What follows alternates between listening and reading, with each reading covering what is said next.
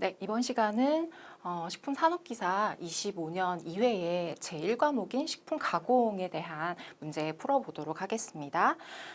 유황훈증법에 의해서 건조과일을 제조를 하는데 그때 설명으로 거리가 먼 것을 골라주시는 문제이고요. 우선 유황훈증법이라고 하는 거는 어떻게 이루어지냐?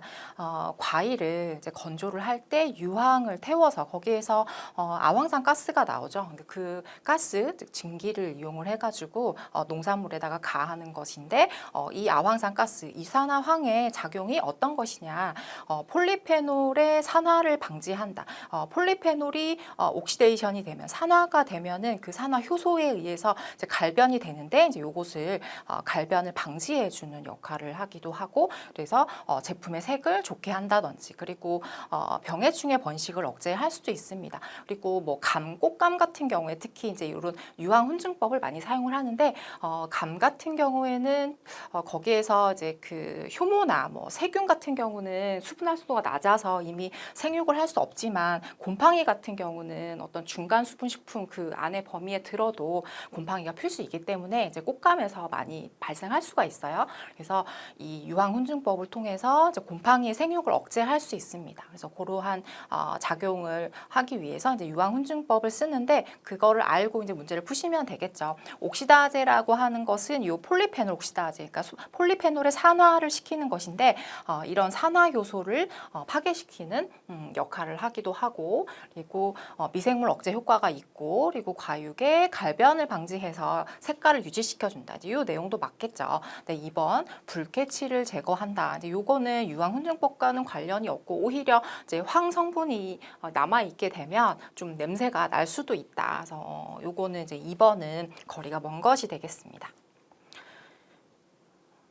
자, 식품 가공 방법 중에서 이제 성형에 대한 얘기인데, 자, 요거를 이제 읽어보시면서 좀 생각을 해보시면 그림을 떠올려 보시면 좋을 것 같은데요.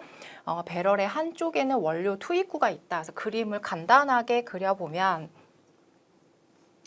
자, 이런 식으로 되어 있고, 이제 요쪽이나 이제 요쪽에 원료 투입구가 있고, 요 배럴 한쪽에 원료 투입구가 있고 여기에서 이제 원료가 들어가요. 그 다음에 이제 이쪽에 작은 구멍, 다이가 있어요. 여러 가지 구멍의 어떤 사이즈나 아니 모양이 다 다른 그런 다이가 뚫려 있어요. 그래서 배럴 안쪽에는 요 회전 스크류가 여기에 이렇게 들어 있습니다. 그래서 이게 돌아가기 때문에 이렇게 해서 얘가 돌아가기 때문에 섞어주면서 가압 그리고 그러니까 고압 그리고 고온을 해주면 이제 이 안에서 여러 가지 이제 작용이 일어나면서 이쪽으로 나오게 되겠죠.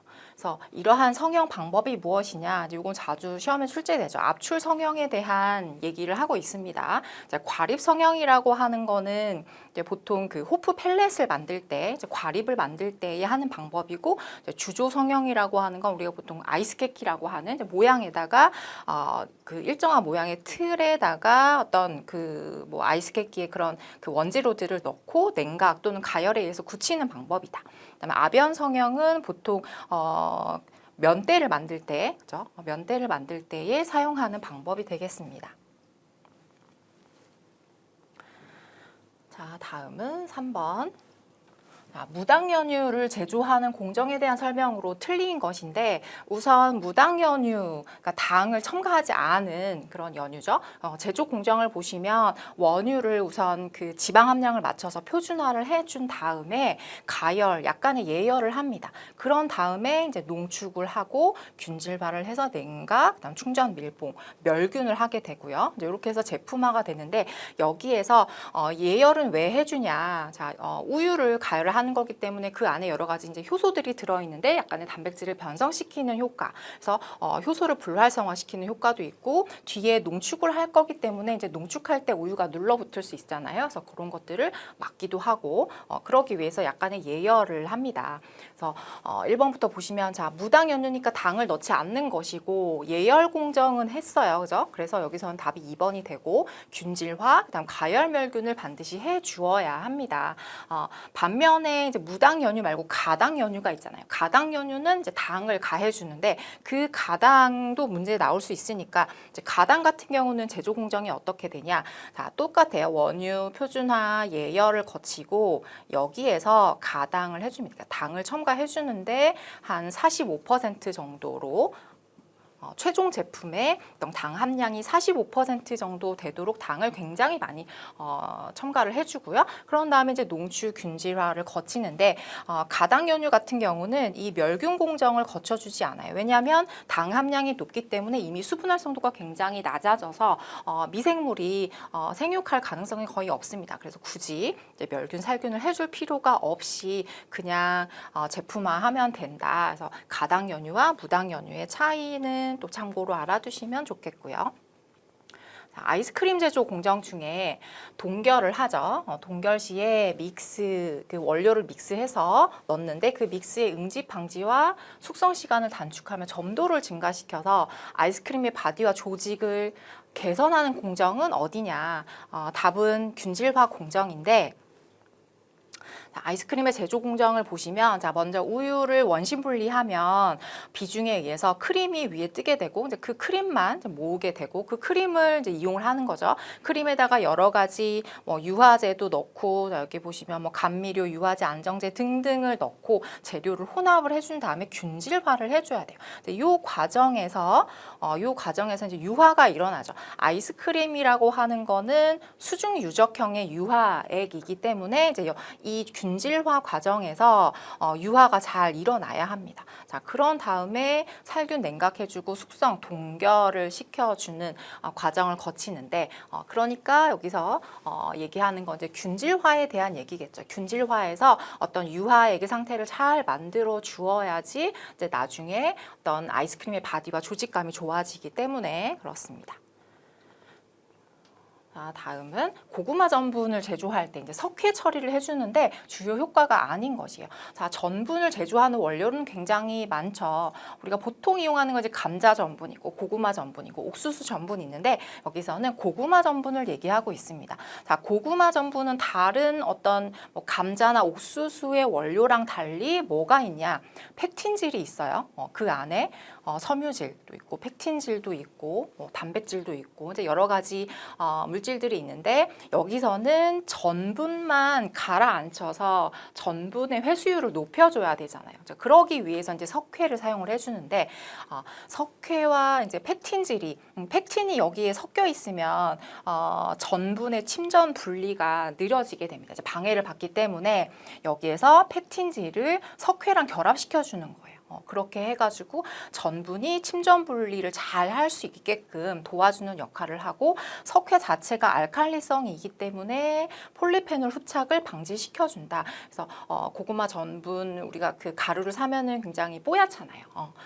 여기에서 이제 석회 처리를 해주기 때문에 착색이 되지 않아서 그런 거고 그리고 이것이 이제 알칼리성이기 때문에 자 여기에도 이제 단백질이 들어 있다고 했어요. 자, 단백질에서 이제 단백질이 들어 있으니까 고구마 단백질 이제 pH가 낮아지게 되면 이제 산성으로 가게 되면 등전점에 이르게 되겠고 그러면 이제 응고가 될 수 있잖아요. 그러면은 응고가 되면 그것이 전분과 함께 가라앉을 수가 있단 말이에요. 그러면은 전분의 회수율이 또 낮아질 수 있기 때문에 이제 여기서는 단백질이 어떤 불순물이 되겠죠. 고구마 전분에서는 그래서 알칼리로 조절을 해서 단백질이 응고되지 않도록 그렇게 이제 해주는 역할 이제 크게 세 가지의 역할이 있습니다.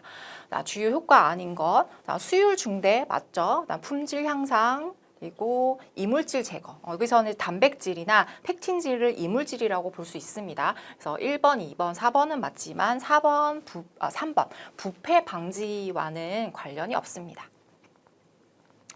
자, 제조 공정에서 이제 분쇄를 하는데 이 분쇄의 종류가 네 가지. 네 가지는 어떻게 나뉘냐? 분쇄물의 크기에 따라서 나뉩니다. 조분쇄 같은 경우는 이제 예비 분쇄라는 뜻이고 분쇄를 했을 때의 사이즈가 1에서 10cm로 굉장히 크죠. 반면에 이제 중간 분쇄는 5에서 10mm 정도 되고 미분쇄, 초미분쇄로 갈수록 입자 사이즈가 굉장히 작아지게 됩니다. 여기서는 조분쇄의 분쇄물 크기를 물어봤기 때문에 이제 1번 1에서 10cm가 답이 되겠고요. 이거는 또 조분쇄 말고 다른 것도 나올 수가 있으니까 이제 다 각각 수치를 기억을 해주셔야 되겠습니다. 자, 다음 쌀에서 여러 가지 종류가 있는데 이것을 설명하는 쌀을 골라주는 거예요. 습식 연미기. 이 연미기라고 하는 거는 그 겨 부분을 어떤 그 깎아내서 이제 겨 부분을 깎아내서 이제 백미를 만드는데 어떻게 하냐? 습식으로 하는 거예요. 건식이 아니라. 그러니까 어떤 용액에 담겨진 쌀이 담겨진 상태에서 연마가 되게끔 해준다는 뜻이겠고 거기에다가 이제 색채 선별기로 쌀 표면에 유리된 쌀겨를 깎아냈으니까 이게 나오겠죠. 그 다음에 그 이물질들 그리고 썩은 쌀, 벌레 먹은 쌀 이런 것들은 이제 색채 선별기로 선별을 할 수가 있겠죠. 그렇게 해서 제거를 해서 즉시 이용할 수 있도록 만든 쌀. 우리가 마트에 가보면은 이게 있어요. 청결미라고 해서 씻어서 나온 쌀이라고 되어 있는 거. 그것이 여기에서 얘기를 하는 겁니다. 우리가 이제 캠핑 갔을 때 굳이 씻지 않고 바로 그러니까 밥을 할 수 있는 거 청결미가 되겠고요. 자, 나머지 주조미라고 하는 거는 청주는 쌀로 빚잖아요. 쌀로 만들잖아요. 그래서 청주의 원료가 되는 쌀. 그래서 도정률이 굉장히 높아요. 70%. 그다음 배아미라고 하는 건 배아가 남아 있다. 배아에는 영양 성분들이 굉장히 많죠. 지용성 물질도 있고 영양가가 많은 성분들이 많습니다. 그래서 그 배아를 남겨서 영양 성분이 많이 들어 있고 맛있는 정미를 얘기를 합니다. 그리고 고암이라고 하는 거는 그 개량된 품종인데 이 안에 그러니까 그 배양이 될 때부터 재배를 할 때부터 이 식이섬유와 어떤 저항 전분 같은 그런 기능성 물질들이 많이 들어있는 거예요. 그래서 이 쌀 자체가 어떤 기능성 성분 함량이 높기 때문에 기능성 쌀 품종이라고 얘기하는 고암이라고 하는 이제 품종이 있습니다. 그래서 그거를 얘기하는 거니까 답은 이제 2번이 되겠고요.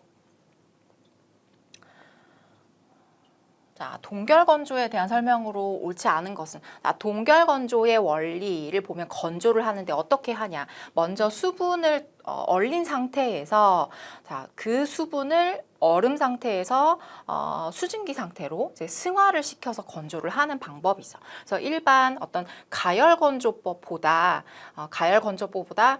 건조 비용이 많이 든다. 왜냐하면 진공도 유지해줘야 되고 냉동을 시켜줘야 하기 때문에 그래서 좀 고가의 이제 적은 그 좀 양이 적은 제품에 주로 이제 사용을 하고 이거 같은 경우는 그 고체 상태에서 이제 물이 승화가 됐기 때문에 그 부분은 이제 다공질 형태가 되겠죠.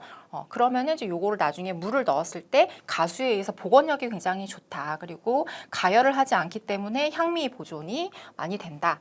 식품 성분의 변화가 적다. 이것도 마찬가지로 열을 가하지 않기 때문입니다. 그래서 이런 장점들이 있어요. 요걸 알고 이제 문제를 보시면 식품 조직의 파괴가 적다. 가열하는 그 건조법보다 그리고 부가가치가 높은 식품에 주로 사용을 한다. 그리고 향미 성분의 보존성이 뛰어나다는 건 맞지만 이제 3번 제조 단가가 적게 드는 건 아니고 제조 단가는 이제 많이 듭니다.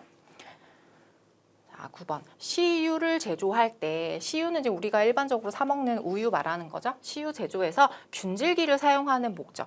균질기는 균질화를 시켜주기 때문인데 이제 우리가 그 젖소에서 젖을 짜서 그 상태로는 이제 지방구의 크기가 굉장히 크단 말이에요. 그래서 그냥 잠깐만 놔둬도 이게 크림층이 분리되는데 우리는 이제 CU 상태로서 거의 뭐 한 열흘 동안은 계속 유통을 해야 되잖아요. 그때의 어떤 크림층이 분리되지 않도록 하기 위해서 지방구의 크기를 2마이크로미터 이하로 미세화시키는 거예요. 마이셀 구조를 만들어주는 거예요. 그렇게 해서 크림층이 뜨지 않도록 만들어줍니다.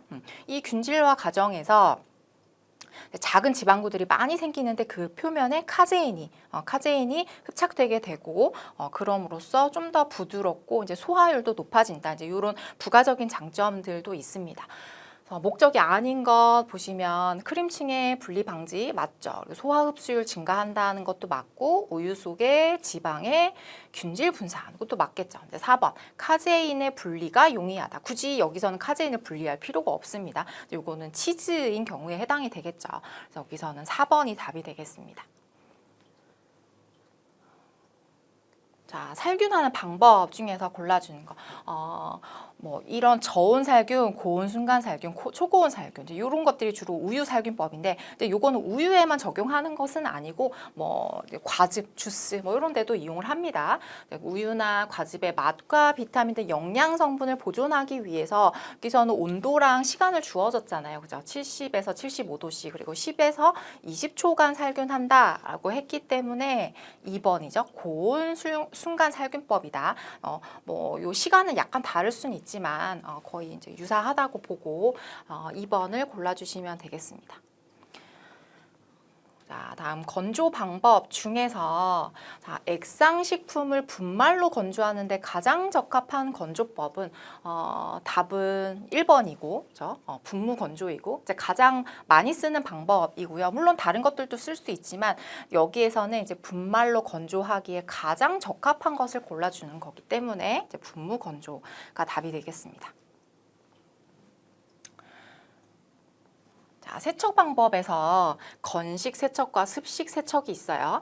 건식 세척은 물을 가하지 않은 상태에서 세척을 하는 방법으로서 이런 것들이 있어요. 체분리, 기송식 분리, 요거는 이제 공기를 불어넣어서 그리고 자력으로 선별하는 거죠. 이런 것들도 세척의 하나의 종류에 들어갈 수 있습니다. 이제 우리가 일반적으로 아는 세척이라는 건 이 습식 세척이죠. 물을 가해서 하는 거. 침지 세척 또는 담금 세척이라고 하고, 또 분무 세척, 물을 분무시켜서 세척하는 방법, 부유시켜서 물에다가 넣어서 가벼운 이물질은 뜨게끔 해서 제거하는 방법, 그다음 초음파 세척, 이제 이런 것들이 습식 세척에 속합니다. 건식 세척 방법에 해당하지 않는 것을 골라주시는 거니까 1번이죠. 분무 세척은 습식 세척에 속하니까 답이 되겠습니다. 밀감, 귤 통조림의 백탁에 대한 설명으로 틀린 것은, 이 귤 통조림의 백탁의 원인은 뭐냐? 그 속껍질에 보통 많이 있잖아요. 헤스페리딘. 헤스페리딘이 결정화돼서 석출되면은 이 백탁 현상이 일어나는데, 이 헤스페리딘이 용출되어서 백탁이 형성된다. 맞고, 조기 수확한 밀감에서 자주 발생합니다. 조기 수확하게 되면 헤스페리딘이 훨씬 많고 좀 더 호흡과 숙성을 많이 하게 되면은 헤스페리딘의 양이 좀 줄어들긴 합니다. 자, 그리고 이 헤스페리딘을 제거해주기 위해서 두 가지 방법을 쓰는데, 보통 이제 수세를 많이, 그러니까 그 속껍질을 완벽하게 벗기고 많이 씻어주면, 많이 세척을 하면 제거되기도 하고, 그리고 산알칼리법이라고 해서 좀 산 처리를 길게 해주고 알칼리 처리를 짧게 이렇게 하는 산알칼리법으로도 제거가 될 수 있습니다. 수세를 너무 길게 하면 발생하기 쉽다. 이건 아니죠. 길게 하면 할수록 오히려 좋습니다. 달걀의 저장 중에 일어나는 현상이 아닌 것은, 달걀을 오래 저장하게 되면 이제 원래는 신선란일 때는 알껍질이 좀 거칠거칠한데 점점 반들반들해져요. 그리고 흰자의 점성이 줄어들고, 그리고 기실이 커지게 된다. 4번. 호흡작용으로 인해서 산성으로 된다. 답은 4번인데, 이제 이 호흡작용으로 인해서 CO2가 방출이 된단 말이에요.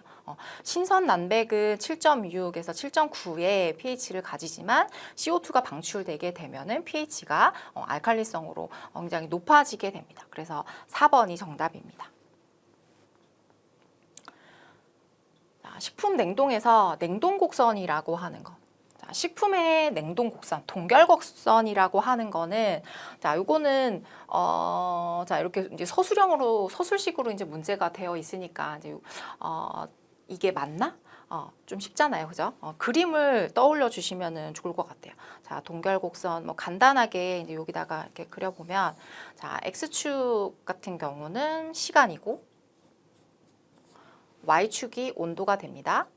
그래서 동결을 해주는데, 요 중간에 이제 우리가 이론에서 그림을 보신 분은 아시겠지만 영하 1도에서 영하 5도 사이가 이제 최대 빈결정 생성대가 되고, 급속 냉동하는 경우에는 최대 빈결정 생성대를 통과하는 시간이 굉장히 짧고, 완만 냉동을 할 경우에는 이 최대 빈결정 생성대를 통과하는 시간이 굉장히 길죠. 그래서 30분 이하인 경우는 냉동, 그 급속 냉동이고, 그다음에 시간이 30분 이상으로 굉장히 오래 걸리는 경우, 그 경우는 이제 완만 냉동이라고 하고, 그래서 가급적이면 급속 동결을 해야 어떤 그 냉동식품의 품질 저하가 오지 않는다. 이제 이런 것들을 우리가 이론에서 배웠는데, 그거를 떠올려 주시면 되겠고, 이제 요거는 그림으로 간단하게 기억해 주시면 좋겠죠. 그래서 2번, 식품이 냉동되는 과정을 시간과 온도의 관계식으로 나타낸 것을 얘기를 합니다.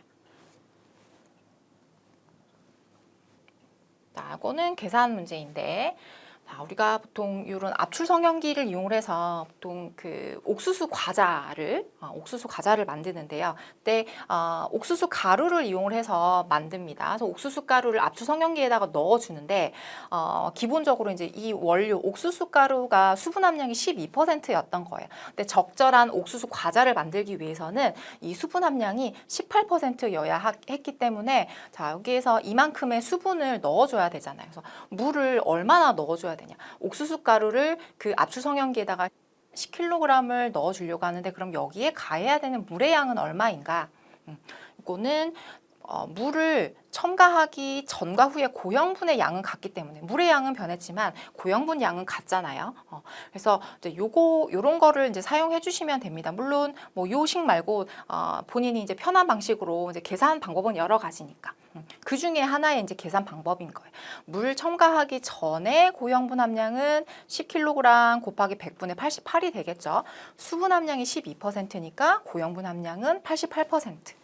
이렇게 보시면 되겠고, 자, 물을 첨가한 후는 수분 함량이 18%니까 고형분 함량이 82%로 내려가게 됐어요. 그래서 이렇게 해서 이 물 첨가 전과 후에 고형분 양이 같다라는 식으로 이렇게 식을 세워서 X값을 구하시면 됩니다.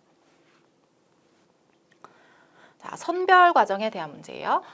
색채 선별기로 선별이 적합하지 않은 식품. 자, 우리가 선별을 하는 원리 하면은 어떤 그 식품, 그러니까 원료의 어떤 무게, 그다음에 모양, 크기, 광학에 의한 선별이 있는데, 거기에서 색채 선별기라는 것은 광학에 의한 원리입니다. 그래서 광학으로 이제 색깔이 다른 것을 이제 골라낼 수가 있는데, 자, 숙성 정도가 다른 토마토. 자, 숙성이 안 된 거는 초록색이고, 숙성이 많이 되면 적색으로 되니까 요거는 색채 선별기로 가능하겠고요. 과도하게 열 처리된 잼. 일반 딸기잼은 붉은색을 내지만 과도하게 열 처리를 하게 되면 갈변이 일어나니까 그것도 색깔이 다르게 됩니다.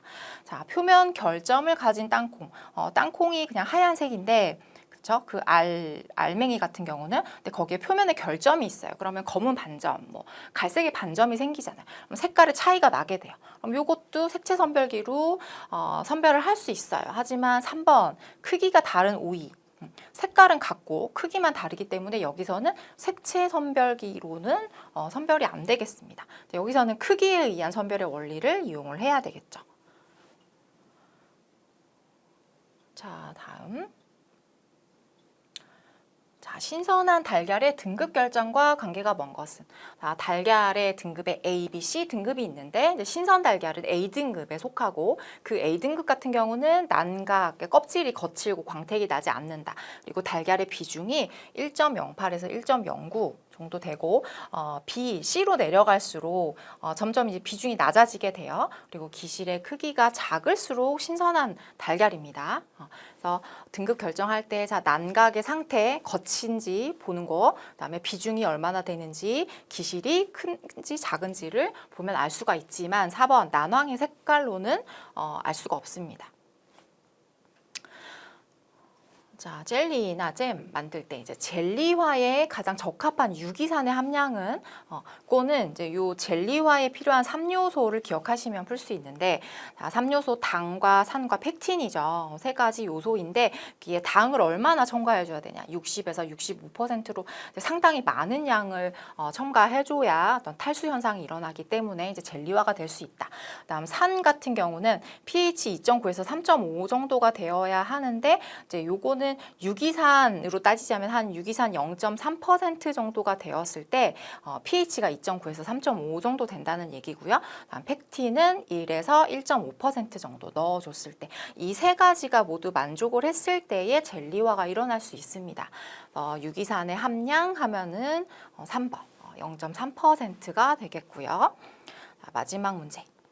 밀가루 3kg을 사용해서 건조 글루텐의 양이에요. 이거는 건부량이라고 하죠. 이 안에 410g이 들어 있었어요.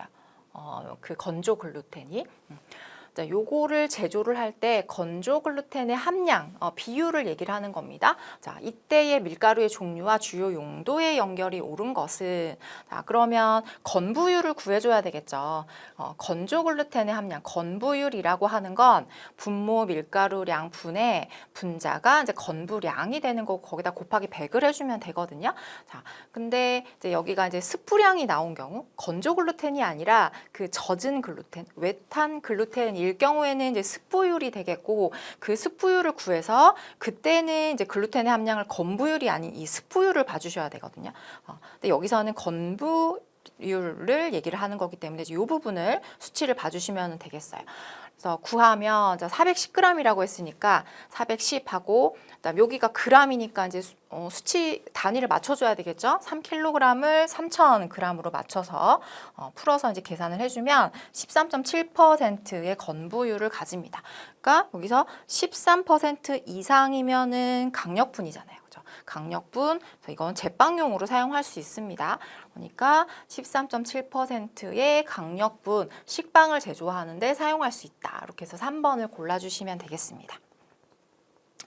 자, 여기까지 1과목인 식품 가공 문제 20문제 풀어봤습니다.